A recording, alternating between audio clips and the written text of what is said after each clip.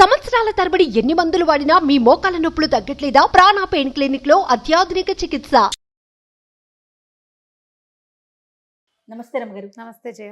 ఏదైనా కొంచెం పెద్ద కథ చెప్తారండి? పూర్వం అంట ఉజ్జయిని నగరంలో ఆ, సాగర్ దత్తుడు బుద్ధవర్మ అని ఇద్దరు వ్యాపారస్తులు ఉండేవాళ్ళు. ఓకే. ఈ సాగర్ దత్తుడు సహజంగా ఆయన వ్యాపారం అయింది. బుద్ధదత్తుడు ఏంటంటే కొంచెం రాజకుటుంబానికి, బుద్ధవర్మ రాజకుటుంబానికి చెందిన వ్యాపారి. ఓకే. ఈ సాగర్ దత్తుడు సముద్రం మీద వ్యాపారం చేసేవాడు. ముందు ఏదో మగపిల్లలు ఉన్నారు. ఈయన ప్రయాణం అవుతున్నప్పుడు వాళ్ళ ఆవిడ భార్య అప్పుడే నెల తప్పింది, ప్రయాణం అయిపోయాడు. అయితే సముద్ర మధ్యలో కొన్ని పడవలు ఒక చోట ఆపుకుని కలుసుకుంటారు కదా, ఆ కలుసుకున్నప్పుడు బుద్ధవర్మని కలుసుకున్నాడు. ఓకే. అప్పుడు ఏదో ఒక మాటల సందర్భంలో నీకెంత ఉంది, నాకెంత ఉంది, నువ్వెంత నేనెంత అని డిస్కషన్ పెట్టి నీకు నాకు ఆడపిల్ల మగపిల్లాడు పుడితే మన పిల్లలకి పెళ్ళిళ్ళు చేద్దామని చెప్పుకున్నారు. అప్పుడే డిసైడ్ ఆ చేసేసుకున్నారు. పట్ల అలాగే జరిగి పిచ్చి రోజులు కదా, మాట్లాడుకున్నారు, బాగానే ఉంది. అయితే ఏమైంది, మన సాగర్ దత్తుడు ఇంటికి వచ్చేసరికల్లా వాళ్ళ ఆవిడ మెడ నిండా మెడలో ఒక మల్లెపూలు దండేసినంత పిల్లని ఎత్తుకొచ్చింది. అబ్బో ఎవరి మల్లిక అని అడిగాడు ఆయన. మన కూతురే, ఇప్పుడు మొన్న మీరు వెళ్ళాక పుట్టిన పాపాయి అని చెప్పింది. బాగుంది పిల్ల, ముద్దుగా. పిల్లకి మల్లిక అని పేరు పెట్టారు. మల్లె పువ్వులేనే చక్కగా ఉండేది. సరే ఏమైంది, మన ఇతను కూడా, మన బుద్ధవర్మ కూడా ఊరు చేరిపోయాడు. ఊరు చేరిపోతే ఏమైంది, ఈయన చెప్పాడు, వసే మరి పిల్లాడిని డెలివరీ అయిపోయింది కదా, పిల్లవాడిని ఎత్తుకురమ్మన్నాడు. పిల్లవాడిని ఎత్తుకురమ్మంటే వాడు ఒక కన్ను, ఒంటి కన్ను ఒక కన్ను మూసిపోయింది, గూని బాగుండ్లా అస్థిపంజరంలా ఉన్నాడు పిల్లాడు. ఇదేంటి ఈ ఒంటెను కన్నావు అన్నాడు. ఒంటెను కన్నావు ఏమిటంటే, ఆయన తండ్రి ఒంటె అనేసరికల్లా వాడు ఆకారం పాపం బాగుండలేదు కదా, అందరూ ఓష్టుడు అని పిలిచేవాళ్ళు వాడిని. అయ్యో. ఓష్టం అంటే ఒంటె, గూని పిల్లవాడు. ఇంకా ఏవో పిల్లలు ఉన్నారు వాళ్ళకి, ఈ పిల్లాడు. అయితే ఊరంతా వాడిని అలాగే పిలిచేవాడు. ఇతను ఏమన్నాడు, వసే ఎలాగే నేనేమో సాగర్ దత్తుడితోటి పెళ్లి సంబంధం మాట్లాడాను, మన పిల్లాడికి వాళ్ళ పిల్ల నుంచి పెళ్లి చేస్తానని ఒప్పుకున్నాడు, ఇప్పుడు పిల్లాడు పుట్టాడని ఉత్తరం రాయాలి కదా అంటే రాయమని. పిల్లాడు పుట్టాడు అని ఉత్తరం రాస్తే మాకు ఆడపిల్ల పుట్టింది, పేరు మల్లిక అని పెట్టాం, పిల్ల బాగుందని చెప్పాడు. బాగుండేదని ఈయనేం చెప్తాడు, ఊరుకున్నాడు. ఊరుకున్నాక పిల్లాడికి ఒక 4-5 ఏళ్ళు వచ్చాక మన సాగర్ దత్తుడి దగ్గర నుంచి కొంతమంది ఈ ఊరు వస్తూ, ఏమంటే మా పిల్లని, మా సాగర్ దత్తుడు గారి పిల్లని మీ అబ్బాయికి ఇస్తామని ఒప్పుకున్నారట, మరేమోను పిల్లాడిని ఒకసారి చూసిరమ్మన్నారు, కాబోయే అల్లుడు అన్నారు. అనేసరికల్లా కాబోయే అల్లుడు లేడు, ఎక్కడికో వెళ్ళాడని చెప్పారు. చెప్తే ఈవిడేమంది, ఏమండి మనం మసిపూసి మారేడుకాయ చేద్దాం, పెళ్లి సంబంధం పోగొట్టుకుంటామా ఎక్కడైనాను, పిల్లాడిని అసలు చూపించద్దు కొన్నాళ్ల పాటు, పెద్దయ్యాక ఏదో ఒకటి చెప్పి చేద్దాం పెళ్ళి, ఈ లోపల స్నేహం పోగొట్టుకోవడం ఎందుకు, వ్యాపార సంబంధాలు ఉన్నాయి, పెళ్లి దాకా మన వ్యాపార బంధం ఇలా నిలబెట్టుకుందాం, రాబోయే లక్ష్మిని కాపాడుకోవాలి కానీ చెడగొట్టుకోకూడదు, పిల్లాడి మీద వాడికి చూపించకుండా ఏదో వేషం వేద్దామని చెప్పింది. 4 ఏళ్లకు ఒకసారి వచ్చారు, 8 ఏళ్లకు ఒకసారి వచ్చారు. 8 ఏళ్లకు వచ్చినప్పుడు ఏమన్నారు, మా పిల్లాడు తామ్రలిప్తి నగరంలో ఉన్నాడు, ఊళ్ళో లేడు, మేనమావ దగ్గర వేదాధ్యయనం చేస్తున్నాడు అని చెప్పారు. పిల్లాడికి 14 ఏళ్ళకి వచ్చాక ఇంకోసారి వచ్చారు. వచ్చేసరికి అలా ఏమైంది, ఈసారి అన్నారు పిల్లాడు అక్కడే చదువుకుంటున్నాడంటే వాళ్ళు ఆశ్చర్యపోయారు. అదేమిటి 14వ ఏడు వచ్చింది, 8వ ఏడు వచ్చినప్పుడు మేనమామ అన్నారు, 8 నుంచి 14, 6 ఏళ్ళ వేదాధ్యయనం చేసి వాడేం చేస్తాడు, వ్యాపారం చేసుకోవాల్సిన వాడు, తండ్రి వ్యాపారంలోకి 12-14 ఏళ్ళు వచ్చరికి వ్యాపారంలో కుదురుకోవాలి, వ్యాపారం లేదు పాడు లేదు, ఏమిటో ఇలా చెప్తున్నారు ఏంటని పోయి ఇంటికి వెళ్ళి సాగర్ దత్తుడితో చెప్పారు. ఆయన అన్నాడు, అలా కుదరదు, ఎలాగైనా పిల్లాన్ని చూపించాల్సిందేనని చెప్పండి. పెళ్లి నుంచి చూపించలేదు కదా, చూపించలా, ఎన్నాళ్ళైంది చూడలేదు, పిల్ల పెళ్లి ఇడికి వచ్చేసింది, 14-15 ఏళ్ళు వచ్చినాయి, పిల్ల పెళ్లి చేసేయాలి, ఏమైనా సరే పిల్లాన్ని చూపించవలసిందేనని చెప్పమన్నాడు. మళ్ళీ పోయారు వీళ్ళు ఆయన దగ్గర నుంచి, సాగర్ దత్తుడి దగ్గర నుంచి కొంతమంది దూతలు. ఏమిటండి తేపకో కబురు చెప్తారు, పిల్లేమో ఈడేరిపోయింది, మేము పెళ్లి చేసేయాలి, మీ అబ్బాయిని పిలిపించండి, మేము ఇక్కడే ఉంటాం, పిల్లాన్ని చూడకుండా వెనక్కి రావద్దని చెప్పారు. కావాలంటే తామ్రలిప్తి నగరానికి మేమే వెళ్తామన్నారు. అనేసరికి వీళ్ళకి గొంతుకి కాయడం పడింది, వెలక్కాయ పడింది గొంతులో. ఏం చేయాలి, బాగా ఆలోచించి భార్య అంది, అలా కాదండి, ఎవరో ఒక పిల్లాన్ని మన దగ్గర ఉన్న వాళ్ళల్లో కాస్త సలీసుగా బాగున్న వాడిని చూసి పిల్లకి ముడెట్టేద్దాం, ఏముంది ఓం పెళ్ళిళ్ళు, తర్వాత కాపురం మనవాడితో చచ్చినట్టు చేస్తుంది, ఎవరో ఒక పిల్లాన్ని చూపించమని. దొంగ మొహం. అక్కడి నుంచి ఏమైంది, ఈయన చూసుకున్నాడు, చూసాడు, చూసి తన దగ్గర పాలనలో తన పోషణలో ఉన్నటువంటి కొన్ని బ్రాహ్మణ కుటుంబాల్లో చూస్తే కాస్త 1 ఏడాది 2 ఏళ్ళు అటు ఇటుగా ఉఠావుగా ఉన్న ఒక పిల్లవాడిని సెలెక్ట్ చేసుకున్నాడు. వాడి పేరు యజ్ఞదత్తుడు, బ్రాహ్మల అబ్బాయి. వీళ్ళేమో వ్యాపారస్తులు, తెలిసిందే కదా.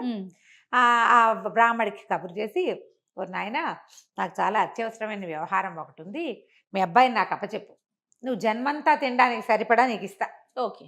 నీ పిల్లాడి భవిష్యత్తుకు వచ్చిన ఇబ్బంది లేదు, నీకు వచ్చిన ఇబ్బంది, నా పాలనలో ఉన్నావు, ఇన్నాళ్ళు నేనే నిన్ను పోషిస్తున్నాను అనేసరికి అలా బ్రాహ్మడు అన్నాడు, దాందేముందండి, మీకు ఏదైనా పని ఉంటే మేము కాదంటామా, ఇన్నాళ్ళుగా మా పోషణ చూస్తున్నారు మీరు, పిల్లాడిని పంపుతానని పిల్లాడిని యజ్ఞదత్తుని పంపించాడు. పంపించి ఏం చెప్పాడు, ఒరే వీళ్ళు ఏం చెప్తే అది చెయ్యి, కాదు కూడదు అనబాక, వాళ్ళ అబ్బాయిగా చెలామణి అవమన్నా సరే నువ్వు అయిపోవాల్సిందే. ఒప్పుకున్నాడు యజ్ఞదత్తుడు.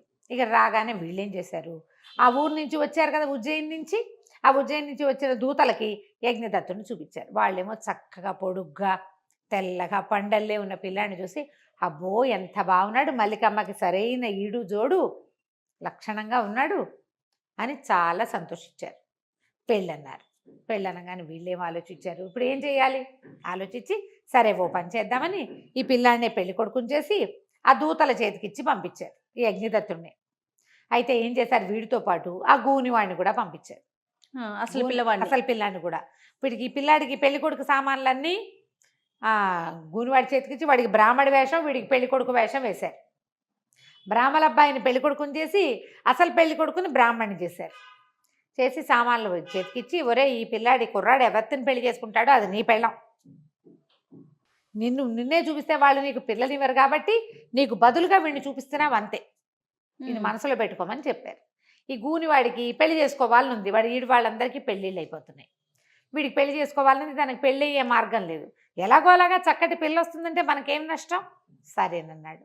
అందరూ కలిసి పోయారు. ఆ దూతలతో కొంతమంది సైన్యాన్ని కొంతమంది చుట్టుపక్కలని ఇచ్చి పంపించారు. పెద్దగా చుట్టుపక్కల కాదు, సేవకులు సహాయకులను ఇచ్చి పంపారు. పంపించాక తీరా అక్కడికి వెళ్ళాక వాళ్ళందరూ చాలా సంతోషించారు. అయ్యి బాబాయ్ ఎంత బాగున్నాడు, పండెళ్ళే పిల్లాడు, మన వాళ్ళల్లో ఇంత చక్కటి వాడిని చూడం అని ఆశ్చర్యపోయారు. సరే చక్కగా యథావిధిగా పెళ్లి చేశారు. గూనివాడు పక్కనే కూర్చుని పెద్ద బ్రాహ్మడి పక్కన సహాయకుడుగా ఉండి సామాన్లు అందిస్తూ తన పెళ్లి కూతుర్ని తనవి తీరా చూసుకుంటూ కూర్చున్నాడు. వివాహం అయిన దగ్గర నుంచి యజ్ఞదత్తుడు కడుపులోనే పంట మొదలుపెట్టాడు. నా పొట్టలో నొప్పిగా ఉంది, డొక్కల్లో సోలు వచ్చి పడిపోయాడు. అక్కడి నుంచి ఈ సాగరదత్తుడు చాలామంది వైద్యుల్ని పిలిపించాడు. వాళ్ళంతా వస్తే ఆ మందు ఈ మందు ఇస్తే, ఈ పెళ్లి కూతురు ఉంది కదా ఈ మల్లిక, సాగరదత్తుడు కూతురు, భర్తకి కడుపులో నొప్పి వస్తే అతను చూసుకోవద్దు, నాకెందుకు, నేను పెళ్లి కూతురునని లోపలికి వెళ్ళకుండా దగ్గర కూర్చుని ఇతను కావాల్సిన సేవలు చేసి ఆ మందులన్నీ పోసి మద్యం పానం చూసుకుని దగ్గరే ఉంది, వదిలిపెట్టకుండా. 2-3-4 రోజులు గడిచాక ఎన్ని మందులు ఇచ్చినా వాడు నొప్పి తగ్గట్లే. వాడికి నొప్పి ఉంటే కాదు, నొప్పి లేదు వాడికి, దొంగ నొప్పి. వాడేం చేశాడు, నాకు తగ్గటం లేదు, మా అమ్మని నాన్నని చూడాలనిపిస్తుంది, నా భయం వేస్తుందని మొదలుపెట్టాడు. పెళ్ళయ్యాక చాన్నాళ్ళు 6 నెలలు ఇక్కడ ఉంచుకునే ఎత్తులో ఉన్నారు వాళ్ళు. ఇక్కడ 6 నెలలు ఎక్కడ, వారం కూడా ఉండేలాగా లేడు. మా ఇంటికి వెళ్ళిపోతా అంటే ఆ వైద్యుల్లో పెద్ద ఆయన ధన్వంతరి గారు అన్నాడు, పిల్లవాడిని ఇంటికి పంపించేసేయండి, 10 రోజులు ఉండొచ్చి కాస్త పొట్ట నొప్పి అది తగ్గాక మళ్ళీ పిలిపించుకుందాం రామన్ నగర్కి, కాస్త అమ్మని నాయన్ని చూస్తే పిల్లవాడు స్వస్థత చెందుతాడు, చిన్నపిల్లాడే, చిన్నవాడు కదా, కడుపులో నొప్పి ఎక్కువ వచ్చేసరికల్లా బెంగ పెట్టుకున్నట్టున్నాడు, అందుకే తగ్గడం లేదు, నాకు ఒళ్ళు జ్వరంగా ఉందంటాడు. ఎంతసేపు జ్వరం చూస్తే ఏమి ఉండదు, నాకు జ్వరం అంటాడు, తిండు. ఇక ఇప్పుడు పెళ్లి తర్వాత చేయవలసిన శుభకార్యాలు ఏవి చేసే వీలు లేదు, నా కడుపులో నొప్పి అంటుంటే ఏం శుభకార్యం చేస్తారు, అదే కదా. సరే ఈయన ఏం చేశాడు, బోళంత బంగారము వెండి సామాన్లు గీమాన్లు ముత్యాలు రత్నాలు వజ్రాలు అన్నీ కొలిచి డజన్ల కొద్ది పనివాళ్ళని, 4 గుర్రాలని, 2 ఏనుగుల్ని, బోల్డంత పరివారాన్ని, పల్లకీల నిండా బట్టల్ని ఇచ్చి పిల్లని కాపురానికి పంపించేసాడు. మరి పిల్లాడు వెళ్ళిపోతుంటే పిల్లని పంపొద్దు, పిల్లేమో మా ఆయన కడుపులో నొప్పి ఆయన నేనే చూసుకోవాలంటోంది ఆ పిల్ల. పంపించారు. పంపిస్తే అయితే ఇక్కడే ఏమైంది, ఓ పక్కన వీడు కడుపులో నొప్పి అంటుంటే ఈ గూనివాడు ఈ పిల్లతో కొంచెం సరసాలాడడానికి ట్రై చేస్తున్నాడు. ఆ పిల్లకి చికాగ్గా ఉంది, ఏమిటి వీడు నాతోటి భావరక్షణ చేస్తాడు, బ్రాహ్మడు వాడిని ఏం అనడానికి వీల్లేదు. ఇతనికి ఏం భయం వేసింది యజ్ఞదత్తుడికి, ఈ గూనివాడ వెధవ ఇక్కడ ఉండగానే విషయం అంతా బయట పెట్టేస్తాడేమో, నేనే దీన్ని అసలు మొగుడిని అంటాడో ఏమిటోనని ఇంటికి వెళ్ళిపోతేనే మంచిది కదా అనుకున్నాను. ఇంటికి వెళ్ళాక ఏం చేశారు, అక్కడ వాళ్ళంతా విశేషంగా వైద్యుల్ని పిలిపించారు, ఏదో ఓం అన్నారు, తగ్గిపోయింది కడుపులో నొప్పి, నొప్పి తగ్గిపోయింది. అక్కడి నుంచి సాయంకాలం శుభకార్యం అన్నారు, రాత్రి అంతఃపురంలో ఏకాంతవాసానికి వీళ్ళకి పెద్ద అంతఃపురం రెడీ చేశారు. ఈ పిల్ల చక్కగా అలంకారం అది చేయించుకొని లోపలికి వెళ్తే దాని చెలికత్తలతో సహా వెళ్ళింది. వెళ్తే అక్కడ యజ్ఞదత్తుడితో పాటు గూనివాడు కూడా ఉన్నాడు. వీడెందుకున్నాడు అని అడిగింది. ఇతను ఎందుకున్నాడు ఇక్కడ అనేసరికల్లా ఇతను ఏమన్నాడు, నేను వెళ్ళిపోతున్నాను అని చెప్పి గబగబా నడిచి వెళ్ళిపోతుంటే అమ్మాయి తలిపి, అదేమిటి నన్ను వదిలిపెట్టి వెళ్ళిపోతామేమిటి, అసలు ఏం జరుగుతోంది ఇక్కడ. ఈ లోపల ఏమైంది, ఈ అబ్బాయి కడుపులో నొప్పి తగ్గిందంటే వాళ్ళ నాన్న అందరికీ దానాలు ధర్మాలు చేసి అల్లుడు స్వస్థత చెందాడు, ఏం భయం లేదని వాళ్ళు. ఇక్కడ పెళ్లి కుమారుడికి రాజకుమారుడికి పెళ్ళి అయిపోయిందని ఊరంతా తాగి తందనాలు ఆడుకుంటున్నారు. ఇక్కడ 3-4 రోజులు బోళ్ళు ఉత్సవాలు కూడా జరిగినాయి. అందరూ గందరగోళంగా ఉన్నారు. ఈ పిల్ల ఇతను వెంట పడింది యజ్ఞదత్తుడి వెనకాల. అదేమిటి నన్ను వదిలిపెట్టి వెళ్ళిపోతావంటే, నేనేం చేయను, నీ ప్రారంధ కర్మ, నేను చేయగలిగేది ఏమీ లేదు, నీకు భగవంతుడు ఇచ్చిన భర్త వాడేను, నీ జీవితాన్ని ఏదో ఒకటి చేసుకో, నేనేం చేయలేను, నాకు ఇది తప్పనిసరిగా ఈ పని చేశానని పరిగెత్తుకుంటూ వెళ్ళిపోయాడు. వెళ్ళేసరికల్లా గూనివాడు ఈ పిల్ల వెంట పడిపోయాడు. ఆ పిల్ల ఏం చేస్తే ఒక్క తోపు తోసింది. తోసేసరికల్లా వీడు మంచానికి అవతల పడ్డాడు. ఈ చెలికత్తెలు, ఈ అమ్మాయి చెలికత్తెలు తెల్లబోయి చూస్తుండగానే వాడికి స్నేహ సేవకులు వచ్చారు. వాడి సేవ చేసుకునే లోపల ఈ పిల్ల పరుగులు పెడుతూ వాడి వెనకాల పరిగెత్తుకుంటూ యజ్ఞదత్తుడి వెనకాల వెళ్ళింది. వెళ్తే అంతఃపురంలో అన్ని చోట్ల దాసదాసి గణమంతా శుభ్రంగా తినేసి తాగేసి తందనాలు ఆడుకుంటూ ఉన్నారు. ఊరంతా మత్తులో జూగుతోంది. వీళ్ళ నగరంతా వీళ్ళ చిన్న జమీ లాంటిది అనమాట. పరిగెత్తి పరిగెత్తి ఎవరో వెళ్తుంటే అతనేననుకుని అటువైపు పరిగెత్తి కనపడలే. అయితే అక్కడ ఈ జనాలంతా తాగేసి ఉన్నారు కదా, ఒక కాపాలికుడు ఒక ఆయన బోల్డని సామాన్లన్నీ చుట్టుపక్కల పెట్టుకుని తాగేసి పడిపోయినాడు. ఈ అమ్మాయి అటు ఇటు చూసి ఏం చేసింది, గబగబా తన నగలన్నీ మూటకట్టేసింది. పైన ఇట్లా ఉత్తరీయము అవి బోల్డని ఉంటాయి కదా, ఇలా మేలు ముసుగు, ఆ ముసుగులో మూటకట్టి రొంటిని పెట్టుకుని ఆ కాపాలికుడి బట్టల్లో నుంచి 2 కాపాలిక వస్త్రాలంటే ఎర్రటి బట్టలు, తర్వాత తల మీద కట్టుకునే ఒక ఎర్రగుడ్డ తీసుకుని చకచక కాపాలిక వేషం వేసేసుకుంది. తన రాజు ఇలాగా ఖరీదైన బట్టల్లో ఉంటే డబ్బును వాళ్ళ అమ్మాయిని తెలిసిపోతుంది కదా, అందుకని ఆ బట్టల్లో మెల్లిగా నడవటం మొదలుపెట్టింది. రాత్రి సాయంకాలం చక్కగా సుష్టుగా భోజనం చేసింది. ఇప్పుడు బెంగతోటి నిద్ర రావట్లా, ఏడుపు వచ్చేస్తుంది. మొగుడిని వెతుక్కుంటుంది. మరి ఇంకేం చేస్తుంది, వాడు వివాహం అయింది, కొద్ది రోజులు కలిసే ఉన్నారు, వీడే తన భర్తని ఫిక్స్ అయ్యింది. ఇప్పుడు ఎవడో గూనివాడితో ఉండమంటే ఎలా ఉంటుంది, వెతుక్కుంటూ వెళ్ళటం మొదలుపెట్టింది. ఈ వెళ్ళి ఒక తెల్లవారేసరికల్లా ఒక బ్రాహ్మణ అగ్రహారంలో ఒక వాకిట్లో చేరింది. నుంచుంటే ఆ బ్రాహ్మణాడు ఓ గొణుకుని తిట్టుకుంటుంది, బుద్ధవర్మ నీకు బుద్ధి లేదు, నీలాంటి దౌర్భాగ్యుడు నువ్వే అంటుంటే ఈ అమ్మాయి అడిగింది, ఎందుకమ్మా అలా మహానుభావుడిని అంత మాట అంటున్నావని. మహానుభావుడు ఏమిటి, వాడి బోందా, ఒంటలాగా ఉండే కొడుక్కి పెళ్లి చేయటం కోసం పాప బ్రాహ్మణ కుర్రాన్ని తీసుకెళ్ళి పెళ్లి చేయించుకొచ్చాడు అంటే ఈ లోపల టమ్ముకు వినపడింది. బుద్ధవర్మ కోడలు తప్పించుకుని పారిపోయింది, ఆమెను పట్టించిన వాళ్ళు కానీ వాడు పట్టించిన వాళ్ళకేమో బహుమతి ఇస్తాం, ఎవరైనా ఇంట్లో అమ్మాయిని దాపెడితే వాళ్ళకి శిక్ష ఇస్తాం. ఈవిడ వెంటనే అంటుంది పైకి, ఆ బ్రాహ్మణావిడ పారిపోయిందా, మంచిగా అయింది, చక్కగా మల్లిక పారిపోమ్మా, హాయిగా పారిపోయి యజ్ఞదత్తుడు నీ మొగుడు వాడు పెళ్లి చేసుకున్నాడు అగ్నిసాక్షిగా, వాడితోటి నువ్వు కాపురం చేయాలంటుంది. ఈ అమ్మాయి నిర్ఘాంతపోయింది. వెళ్ళి అక్కడ కూర్చుని బిక్కమొహం వేసి, నేనేనండి మల్లికని అని చెప్పేసరికి ఆవిడ తెల్లబోయి, అయ్యో ఇదేమిటమ్మా ఈ అవతారం, బోళ్ళంత డబ్బున్న వాళ్ళ పిల్లవి ఇటా ఉన్నావు ఏమిటంటే, ఏం చేయను, నిన్న రాత్రి ఏకాంత మందిరం అన్నారు, ఆ మందిరంలో ఆ గూనెబ్బాయి ఉన్నాడు, చెలికత్తలంతా ఉన్నారు, వీడే నీ మొగుడని యజ్ఞదత్తుడు కాస్త వెళ్ళిపోయాడు, నా భర్త ఏమో వెళ్ళిపోయాడు, ఏం చేయాలో తెలీదు, అతను వెనకాల పరిగెత్తుకుంటూ వచ్చాను, ఊరంతా తప్పదాగి దోగిపోతున్నారు, భయం వేసింది, అక్కడ ఎవరో కాపాలికుడు కనపడితే ఆ వేషం వేసుకొచ్చాను అంటే ఆవిడ ఏం చేసింది, దామా లోపలికి రాని లోపల తీసుకుపోయి ఆ బట్టలు తీయించి శుభ్రంగా తలంటి పెట్టి, మరి రాత్రి నుంచి దుమ్ము కొట్టుకుపోయిన ఏ పిచ్చిగుడ్డలో అవి శుభ్రంగా స్నానం చేయించి మంచి బట్టలు ఇచ్చి పక్కన కూర్చోబెట్టుకుని అన్నం పెట్టింది. అన్నం పెట్టి ఏమందంటే, నీ భర్త యజ్ఞదత్తుడు ఫిక్స్ అయింది, బ్రాహ్మడో వ్యాపారస్తులో వేరే కదా, అదే అగ్నిసాక్షి నీకు అతనితో పెళ్ళయింది, బుద్ధవర్మ ప్లాన్ నీ విషయంలో వర్కౌట్ అవ్వదు, నీ భర్త ఇంటికి దారి చెప్తా, సానుకూలపరచుకో నువ్వు. అక్కడి నుంచి ఏం చేసింది, మళ్ళీ కాపాలిక వేసి ఆ బట్టలు ఉతికారేసేసింది ఆవిడ, ఆ కాపాలిక బట్టలు. మళ్ళీ మధ్యాహ్నానికి బట్టలు ఆరిపోతే ఈ అమ్మాయి ఏం చేసింది, మల్లిక ఆ కాపాలిక వస్త్రాల ఎర్రగుడ్డలు కట్టుకుని పోయి ఆ యజ్ఞదత్తుడి ఇంటికి వెళ్ళింది. తెలిసిందిగా అడ్రస్ ఈ బ్రాహ్మణ ఆవిడ చెప్పింది.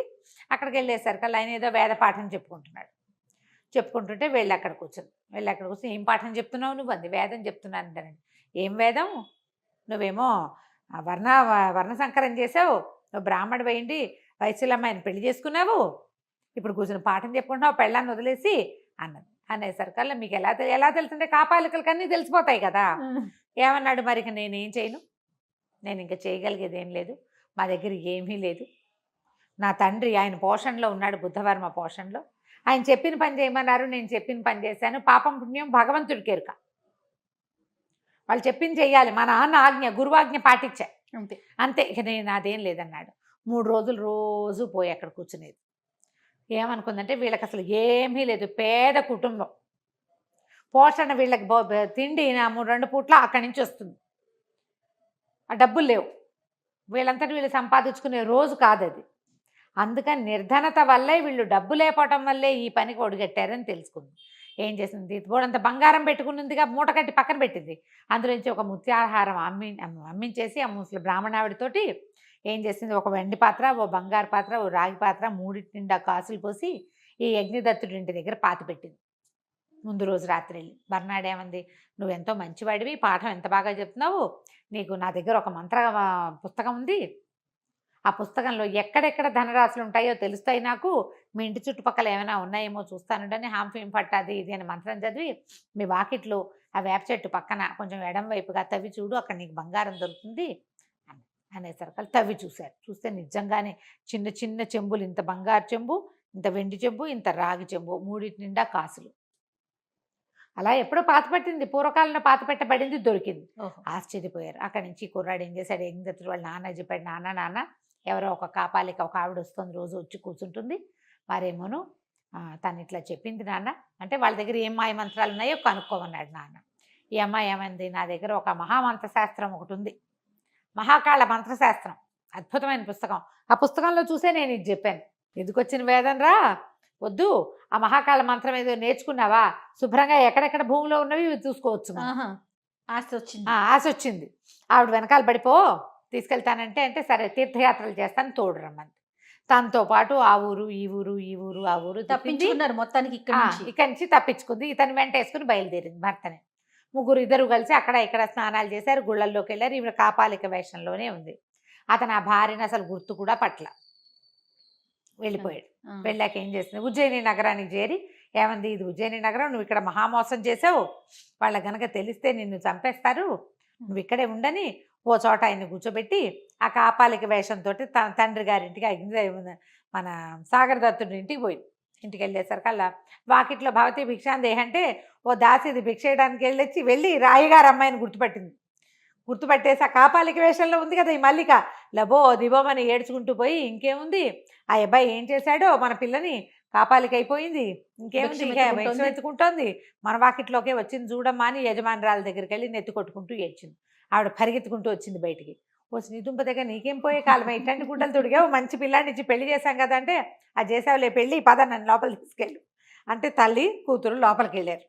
శుభ్రంగా స్నానం పానం చేసి అన్నం తిని ఆ అమ్మాయి ఏం చెప్పిందంటే, ఇదిగో ఇది జరిగింది, బుద్ధవర్మ మిమ్మల్ని మోసం చేశాడు, అతను బ్రాహ్మణుడు, ఫలానా గుళ్ళో ఉన్నాడు అని చెప్పింది. సరే తండ్రి ఏమనుకున్నాడు, పోని బుద్ధవర్మ కాకపోతే పీడాపోయిరి, నలుగురు ముందు పెళ్లి చేసిన పిల్లాడితో ఉండాలి మన పిల్ల, దానితోటేమో మరి యజ్ఞం చేసి పెళ్లి చేసుకున్నారు, మరి అగ్నిహోత్రం సాక్షిగా వివాహం చేసుకున్నప్పుడు ఏ కులం అయితే ఏమిటి, ఏ జాతి అయితే ఏమిటి, పిల్ల పెళ్లి వారితో జరిగింది కాబట్టి అతనితో ఉండాల్సిందే శాస్త్రం ప్రకారం. అక్కడి నుంచి కొడుకుల్ని పంపించాడు, ఆ అబ్బాయిని తీసుకురమ్మని.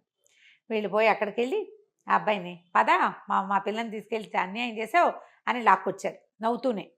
ఇతను బికమొహం వేసుకుని ఇంటికి వచ్చాడు. వచ్చిన తర్వాత ఆయన యజ్ఞదత్తుని అన్నీ కనుక్కున్నాడు, ఏం జరిగింది, ఏం చేసావు, ఎందుకు చెందావు అని. నాయన మా పిల్ల నీ కోసం కాపాలిక వేషం అయితే ఆ ఊర్లన్నీ నడిచి తిరిగి ఇంటికి వచ్చింది, ఇంకో రకంగా చేస్తే బుద్ధవర్మకి తెలిసిపోయేది, రాజుగారి ద్వారా నేను కబురు చేస్తాను, ఇంకో రకంగా అయితే తెలిసేది, అతను ఏం చేసేవాడో వీళ్ళని బయటికి రహస్యం బయటపడకుండా చంపేసినా చంపేయచ్చు, ఇంతకు తెగించిన వాళ్ళు అది తగ్గించరా. అవును.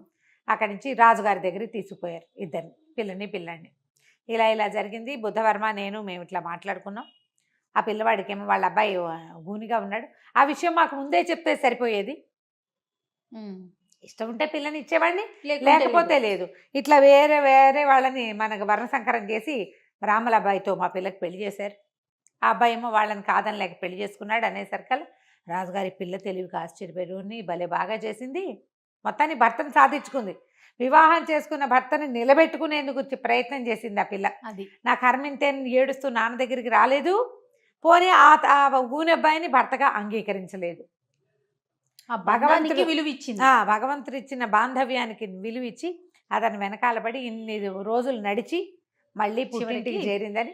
సరే రాజుగారు వెంటనే బుద్ధవర్మకి ఒక కాగితం పంపించి, నువ్వు చేసిన పని బాగుండలేదు, మీ వాడికి తగిన పిల్లని మీ దాంట్లో చేసుకో, వీళ్ళ జోలికి రావద్దని యజ్ఞదత్తుని వీళ్ళతో పాటే ఉంచుకున్నారు.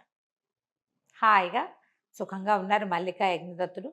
అతను తన బ్రాహ్మణ్యాన్ని వదిలిపెట్టుకోలేదు, ఈ అమ్మాయి చక్కగా భర్తని వదిలిపెట్టుకోలేదు. కథ కంచికి మనం ఇంటికి. నమస్తే. నమస్తే. సుమన్ టీవీలో మీ పర్సనల్ అండ్ బిజినెస్ ప్రమోషన్స్ కోసం కింది నెంబర్కి కాంటాక్ట్ చేయండి.